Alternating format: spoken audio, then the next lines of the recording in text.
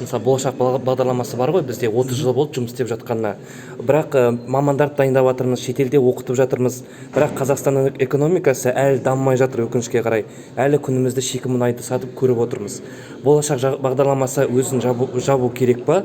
Және ол өзін ақтады ма? Жалпы жабу керек деп ойлайсыз ба? Өйткені біз ешкімді көріп жатқан жоқпыз. Болашақпен оқып келіп Қазақстан экономикасын көтеріп жатқан, өкінішке қарай. Сізді қоспағанда әрине.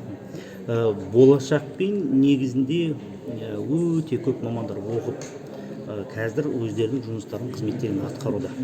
Олардың ішінде хирургтар бар, олардың ішінде инженерлер бар, олардың ішінде ұстаздар бар, бірақ өкінішке орай көрінбейді.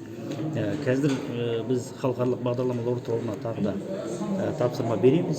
Сол қарапайым қызметкерлерді шығарып көрсету үшін. Менің жеке пікірім, әлі керек бізге болашақ бағдарламасы. Қазір